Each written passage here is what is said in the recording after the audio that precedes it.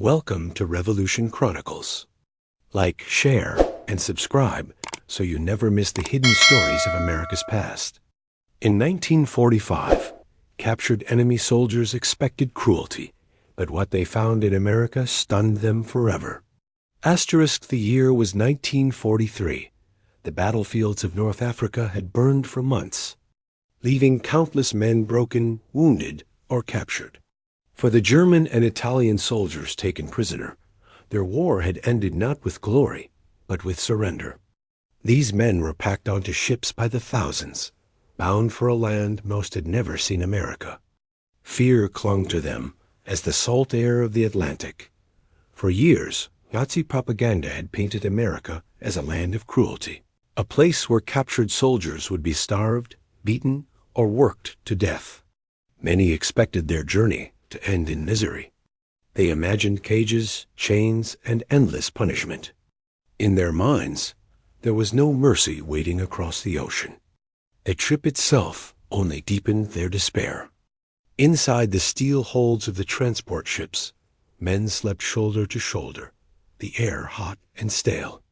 Every groan of the ship's hull reminded them that they were sailing not just away from the war, but away from their homes, their families, and their lives as they once knew them. And yet, when those ships finally reached American shores, what greeted them was nothing like the nightmares they had imagined dot at the ports of Boston. New Orleans, Norfolk, and New York, the prisoners were marched off in long columns, their uniforms ragged and their boots worn thin. The American guards, often young men, not much older than the prisoners themselves, watched them carefully, rifles slung over their shoulders. But instead of spitting words of hate or striking with rifle butts, the guards did something the prisoners could scarcely believe. They handed them bread, steaming cups of coffee, and even cigarettes. Some of the Germans thought it must be a trick. Others stared at the food in disbelief, their hands trembling as they held the warm bread. Many had not eaten properly in weeks. Hunger gnawed at them, but confusion held them back. Why would their enemies offer kindness? One Italian prisoner later recalled that moment with tears in his eyes. He said, "I had been ready to die, but they gave us bread. They gave us coffee. And in that moment, I knew these men did not hate us the way we had been told." From the ports, the prisoners were loaded onto trains bound for camps scattered across the American heartland Texas, Arkansas, Kansas, Oklahoma, the Dakotas, and dozens of other states. The trains rolled for days through landscapes that seemed endless, wide plains, towering forests, and quiet towns. For the young men staring out the windows, it was as though they had been dropped into another world. The war-torn cities of Europe felt like a distant dream compared to the vast, peaceful countryside stretching mile after mile as the trains passed through small towns. American families gathered at the tracks, curious to catch a glimpse of the enemy soldiers. Children pointed, wide-eyed, at the prisoners in their faded uniforms. Mothers whispered warnings to their little ones, while fathers stood silent, unsure of what to think. For many Americans, this was the first time they had ever seen a German or Italian soldier up close. The sight was both thrilling and unsettling. Inside the train cars, the prisoners wondered about their fate. Would the Americans use them as slaves? Would they be beaten? Would they ever see home again? The uncertainty gnawed at their nerves. Yet, small gestures began to chip away at their fear. Guards shared water freely, and sometimes even offered extra rations. A few spoke broken German or Italian, enough to joke or trade small words of reassurance. These moments planted seeds of doubt in the prisoners' minds. Perhaps America was not the cruel enemy they had imagined. When they finally arrived at the camps, another shock awaited them. Instead of cages or dark cells, they found orderly barracks, open fields, and mess halls that served regular meals. The fences and watchtowers were there, yes, but so was something else: dignity. They were treated as soldiers, not animals. One German prisoner wrote in his diary, "We were astonished. The barracks were clean. We received mattresses and blankets. The food was more than we had eaten in months. They even allowed us to write letters home.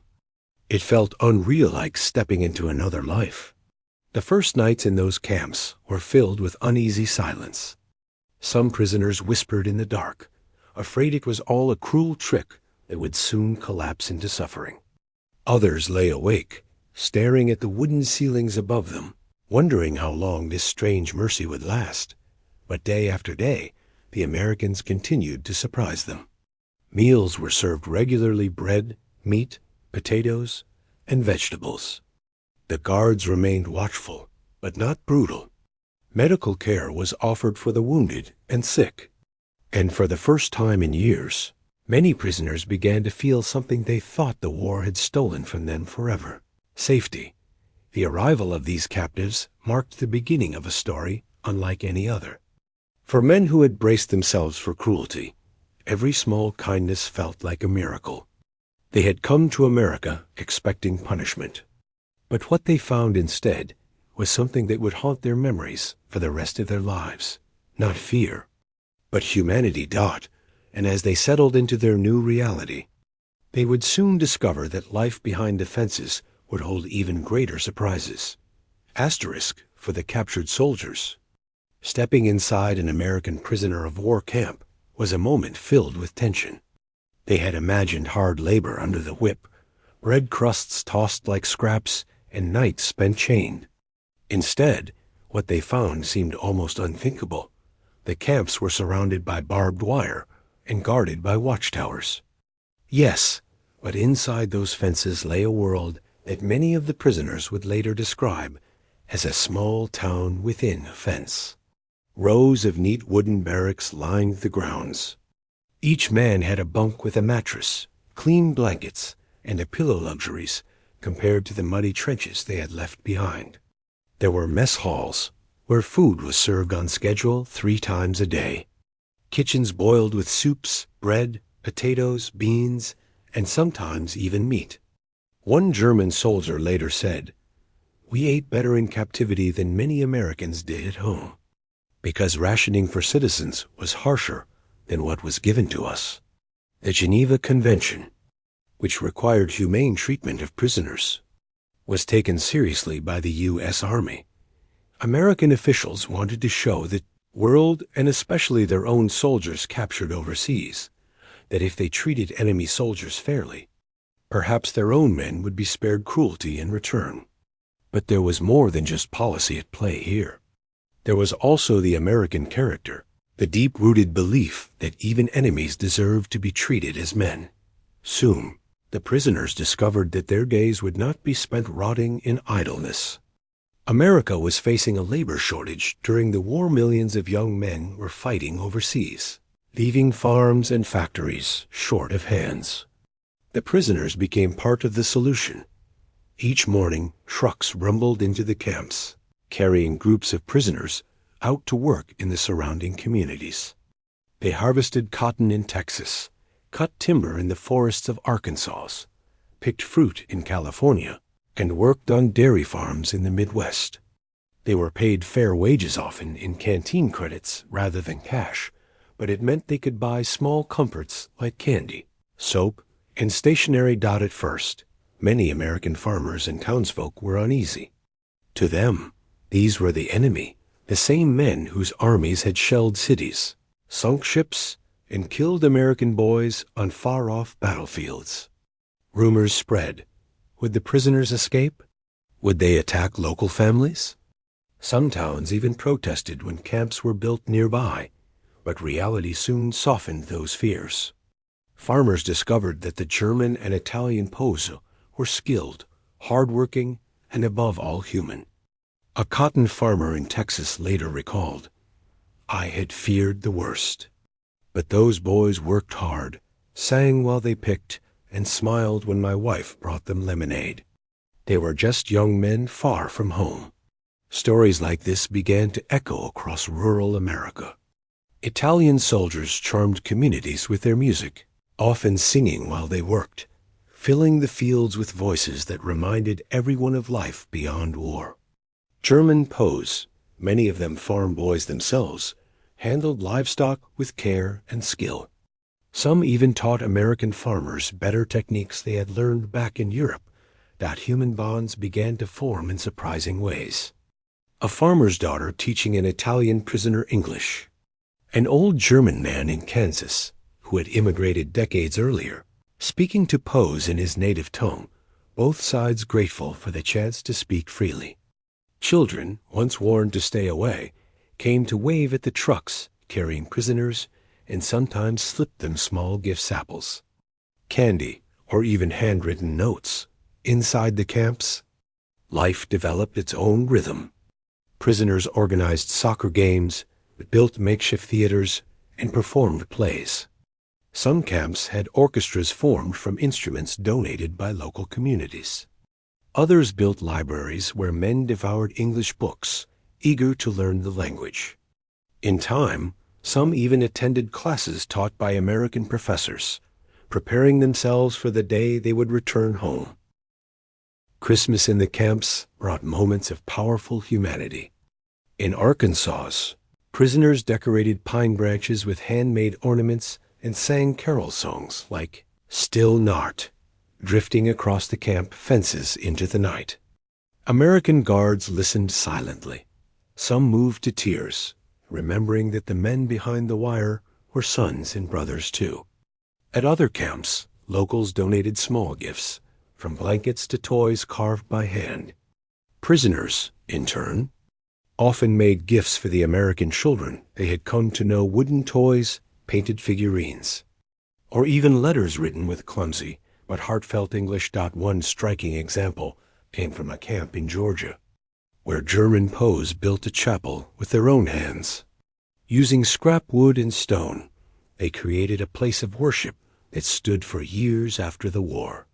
When they were finally sent home, the chapel remained, used by the local community as a reminder that even in the shadow of barbed wire, faith and hope could flourish.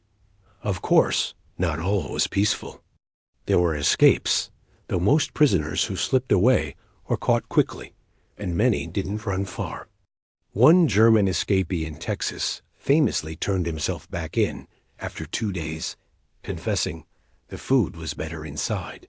There were fights, tensions, and occasional acts of defiance. Yet, compared to the horrors happening in Europe, these incidents were small. The greater truth was this: in the American camps, the enemy found a kind of unexpected life. They were still prisoners, but they were treated as men. They worked, they laughed, they played music, and they discovered that across the ocean, their foes were not monsters, but people. And for the communities around those camps, the enemy soldiers, once feared as dangerous killers, began to seem less like nameless threats and more like ordinary young men, caught in a war none of them had chosen. As weeks turned into months, the fences of the camps seemed less like walls of separation and more like thin lines between two worlds. Slowly learning to see each other clearly, what began as captivity was quietly becoming something no one had expected: a bridge of humanity across enemy lines. Asterisk as the seasons turned and the months stretched on, something remarkable began to unfold inside those American prisoner of war camps. What had started with suspicion and distance slowly grew into a fragile but powerful bond of humanity. The barbed wire still stood, and armed guards still patrolled the fences, but within those boundaries, enemies were discovering a surprising truth: they were not so different after all. For many prisoners, the first spark of change came with work and wages. Though they could not be paid directly in U.S. currency, prisoners received credits for their labor. They used these credits in camp canteens, where shelves held candy bars, shaving cream, stationery, and even small radios. Cigarettes, always in demand, became a kind of currency of their own. To men who had expected rations of moldy bread and water, the ability to choose a chocolate bar or a fresh bar of soap felt unreal. Food itself was another revelation. Prisoners were served meals that often rivaled what average American families ate during the war years. Many wrote in letters home that they dined better in captivity than they had as free men in uniform. One German soldier put it bluntly, "In the Wehrmacht, we starved. Here, we eat." Letters became lifelines. The U.S. government allowed posts to write to their families, and for many, it was the first chance to send word that they were alive. Some wrote cautiously at first, worried their words would be censored, but as time passed, they realized their letters were reaching home. Mothers in ruined German towns or Italian villages received carefully written notes. "I am alive. I am safe. They treat us fairly." For families drowning in fear and hunger, those words were more precious than gold. Yet it wasn't just food and letters that softened the edges of captivity. It was the human moments, unexpected, fleeting, but unforgettable. Guards who offered extra rations when no one was looking. Locals who greeted prisoners with cautious smiles when they came to work on farms. Children who brought apples to the men behind the wire, laughing when the soldiers tried out their broken English. In many camps, bonds deepened through music. German prisoners, often skilled musicians, organized orchestras. They built violins and guitars from scrap wood, tuned battered pianos, and filled the evenings with song. Italians sang in their mother tongue, their voices carrying over the fields where they labored. At Christmas, the camps were alive with sound still not mingled with silent night, voices of enemies rising together in harmony. The Americans were not untouched. For guards, many of them young men from small towns, watching these supposed monsters celebrate, laugh, and cry was eye-opening. They had been trained to hate, warned to keep distance. But in the long, quiet nights, they saw men their own age writing letters, carving toys, and staring at photographs of wives and children far away. More than one guard admitted years later that it was impossible to hate someone once you knew the sound of his laughter. Some of the most touching stories came from the camps. Workshops. With spare wood, metal, and scraps, prisoners built toys, furniture, and even works of art. A set of wooden dolls carved by German hands found their way into the arms of American children. A beautifully built chapel, raised by prisoners in Alabama, became a lasting place of worship for the community. In many towns, these creations outlived the war itself. Physical reminders of the unexpected grace found in captivity. One story, often told, is that of a farmer's family in Arkansas who welcomed German prisoners to their table at harvest time. Though it broke regulations, the family believed it was right. At that table, over bowls of stew and cornbread, the prisoners and the family shared something more than food. They shared laughter, stories, and for a moment forgot the barbed wire and the war. Years later, one of those prisoners returned, now a free man, to visit that very farm. He brought gifts for the grandchildren of the farmer who had once given him. Kindness. These connections did not erase the pain of war, but they carved out pockets of humanity in the midst of its shadow. Not all Americans welcomed these prisoners warmly. Of course. Some townspeople refused to interact with them, still grieving sons and brothers lost overseas. But even in those places, time softened resistance. It was hard to maintain hatred when the so-called enemy was seen mending fences, harvesting crops, or singing hymns in the evening air. The camps themselves became microcosms of reconciliation. Guards learned fragments of German and Italian. Prisoners picked up English, some speaking fluently by the time they were released. And through shared words, laughter, and daily routine, the walls between them slowly thinned. Holidays deepened this sense of connection. On Thanksgiving, some camps allowed special meals, with turkey and pumpkin pie shared across the wire. On Easter, prisoners carved crosses and decorated small chapels. American guards often attended those services, sitting quietly, as former enemies bowed their heads in prayer. For a few sacred moments, the war outside seemed far away.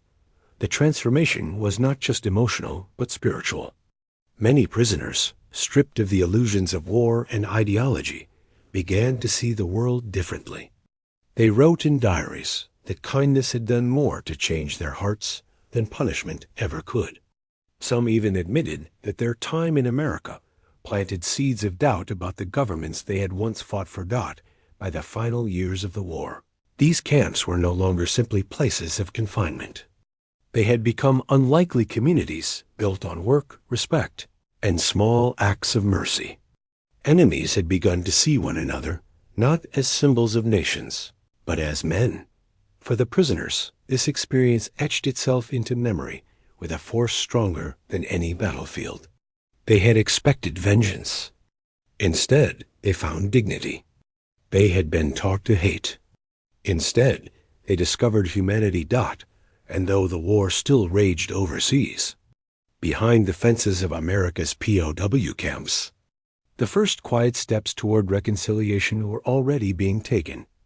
By the spring of 1945, the world outside the camp fences was still smoldering. Cities across Europe lay in ruins. Families were broken. The war had scarred every soldier, every mother, every child. And yet, behind the fences of these American prisoner of war camps, something unexpected was taking shape, something even the most hardened enemy soldier could not have predicted. What began as guarded politeness slowly turned into small acts of kindness. And those small acts, repeated day after day, grew into real human connections. It was as if two sides who had been taught to hate one another suddenly discovered that, stripped of politics and uniforms, they weren't so different after all. At first, it was the simple things. Farmers near the camps realized the German and Italian prisoners weren't monsters. They were just young men, many barely in their 20s, who could swing a scythe, milk a cow, or haul a sack of grain with the same sweat as any farmhand. When harvest time came and extra hands were needed, the U.S. Army permitted groups of prisoners to work in the fields under watch. The Americans were surprised. The prisoners worked hard, even whistled as they swung their tools. Sometimes, after hours of sweating in the fields, a farmer's wife would pass around cups of cold lemonade or slices of bread. The guards didn't stop it. The soldiers accepted, shy at first, then smiling. For a moment, they were no longer enemies. They were just tired young men grateful for a drink and a little kindness. Over time, some of these encounters became friendships. A farmer might ask a prisoner about his hometown. Bremen, one would say softly, or Milan. And suddenly, the farmer would realize these boys had mothers, sisters, sweethearts, just like his own sons fighting overseas. Letters played a role, too. Prisoners were allowed to write home, though mail traveled slowly. Some struggled with English, so American guards or local volunteers would sometimes help them translate. Imagine the scene. An American soldier, just months before locked in brutal combat with German forces, now leaning over a table, helping one of those same Germans put words onto paper. Dear Mother, I am alive and treated well. Inside the camps, sports became another unlikely bridge. Baseball, America's pastime, fascinated the prisoners. At first, they stood at the edge of the field, watching the Americans swing bats and run bases. Then one day, a German prisoner asked if he could try. His swing was clumsy, but the Americans laughed, not cruelly, but like teammates ribbing one another. Soon enough, makeshift teams were organized. Americans on one side, prisoners on the other. Then mixed teams, Americans and Germans side by side, chasing fly balls and sliding into bases. The laughter and shouts carried far beyond the fences. Music, too, had its place. Some prisoners had brought harmonicas or fiddles with them. One night, in a camp in the Midwest, the sound of a violin drifted over the barracks. An American guard, who played guitar, picked up his instrument and joined in. Soon, voices rose together songs in two languages, blending under the same stars. In that moment, the walls of war felt very far away. The most touching moments, though, came during the holidays. At Christmas, American families sometimes sent extra food or small gifts into the camps. Guards turned a blind eye as prisoners carved makeshift ornaments or sang carols in their native tongue. And in return, prisoners created hand-carved toys or trinkets to give to children outside the fence. More than once, a young American child left the camp gate holding a small wooden horse, carefully sanded smooth by the hands of someone who had once been called the enemy. For many Americans, these moments changed their hearts. They realized the men in those camps weren't the same as the monstrous propaganda posters they had seen. They weren't faceless enemies. They were human beings caught in the same storm of history. And for many of the prisoners, it was equally shocking. They had been told Americans were cruel, merciless. Instead, they found a land of generosity, fairness, even compassion. Some prisoners admitted years later that this treatment planted seeds in their hearts. When they returned home after the war, many spoke of America not as a ruthless conqueror, but as a place of opportunity and freedom. For some, that memory shaped the rest of their lives. A number of former prisoners even came back to America, this time not in chains, but by choice immigrants who wanted to start fresh in the land that had once guarded them. Of course, not every story was one of friendship. Some Americans still carried deep anger for lost sons and brothers. And some prisoners remained bitter, hardened by loss and defeat. There were moments of tension, even escape attempts. But the broader truth remained. Kindness outweighed cruelty, and dignity outweighed hatred. The emotional power of this story lies in its simplicity. When the guns were finally silent, it wasn't revenge that healed wounds. It was lemonade shared in a field. It was a song played under the stars. It was a baseball bat passed across a fence. Small, quiet acts of humanity, each one stitching together a world that had been torn apart. And for the older Americans watching these prisoners, many of whom had lived through 2 world wars, it carried a deeper meaning. They saw that enemies could become neighbors. That mercy, not vengeance, could define a nation's character. That America's true strength was not just in its weapons, but in its willingness to show grace when the world least expected it. That is what stunned the captured soldiers most. Not just that they survived, not just that they were fed, but that they were treated with dignity. And in that dignity, they saw the true face of America, not a conqueror, but a people who believed in something greater than war. Asterisk, the war had ended. The guns were silent, the flags lowered, the treaties signed. For most of the world, the focus shifted to rebuilding shattered cities and broken families. But for the thousands of prisoners who had spent months and in some cases years inside American camps, another journey was only beginning. As ships carried them back across the ocean. These men carried something else with them, memories they could never have imagined. They had been captured expecting hatred. They left remembering dignity. They had feared starvation, cruelty, even death. Instead, they recalled laughter on baseball fields, cups of lemonade in hot fields, and songs sung under the same night sky. For many of them, those memories never faded.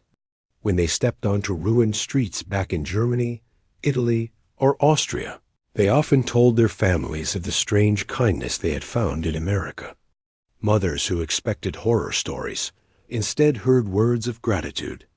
Wives who feared the worst found themselves listening to tales of Americans who treated their husbands with fairness, even warmth.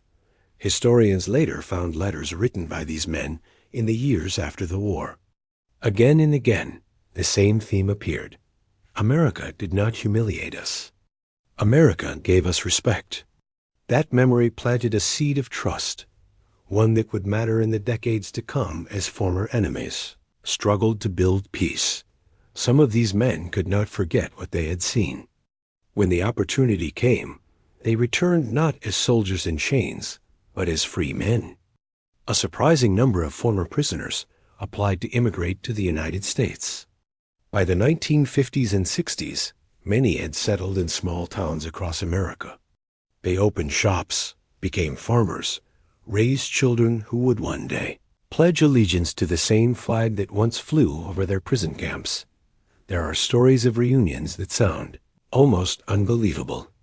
An American farmer who once had prisoners work his fields later welcomed one of those same men back as a guest at his table. A guard who once patrolled a camp fence stayed in touch with a former prisoner for decades, exchanging Christmas cards every year. These were not isolated cases. They were proof of something deeper, the way mercy outlives war. For Americans, too, the lessons lasted. The treatment of prisoners during World War II became a point of national pride, something that separated America from its enemies. While other nations starved or brutalized captives, America showed that strength was not only measured in weapons, but in the moral courage to treat even enemies as human beings. It was a statement to the world: our values are stronger than our hatred. Older generations remembered it as well. Parents who had lost sons found a kind of healing in knowing that even in victory, America had not given in to vengeance. Communities that had welcomed prisoners to work their fields remembered the laughter, the effort, and the friendships that blossomed. And children who grew up seeing the enemy behind fences often discovered that those men were not monsters, but simply people caught on the wrong side of history. The story carries an even larger weight when we look at what came after. The world soon split into new lines of tension: the Cold War, nuclear standoffs, and new conflicts. But the memory of how America treated its prisoners spread quietly across Europe. It softened hearts. It inspired trust. And it reminded the world that mercy is a weapon of its own, one that conquers bitterness far more effectively than bullets. For the men themselves, the legacy was deeply personal. Some carried carved wooden toys home to their children, gifts made in camp workshops. Others remembered the taste of American food, the sound of American music, or the kindness of strangers who helped them write letters home. Those details, small as they seemed, became the stories they told for the rest of their lives. Think of that. Men who had come as enemies, who had fought against America with all their might, ended their lives decades later, telling their grandchildren not about hatred, but about grace. That is how powerful kindness can be. And perhaps that is the deepest truth hidden in this chapter of history. Wars may be fought with bombs and rifles, but peace is built in quieter ways, in shared meals, in friendly games, in the courage to show humanity when the world least expects it. America's treatment of its prisoners was not perfect, but it was a remarkable example of how mercy can transform even the darkest of times. Today, when we look back at those years, we can see more than just battles and victories. We can see the faces of young men captured soldiers who discovered dignity in a foreign land. We can see the American farmers, guards, and families who chose compassion over revenge. And we can see the lasting impact of those choices written across decades of peace. For younger generations, it remains a lesson. Strength is not only in defeating an enemy, but in showing mercy once the fight is done. That is why the captured enemy soldiers never forgot what happened. That is why, decades later, some still said it changed their lives. Because when the war was finally over, America didn't just win the fight, it won the peace.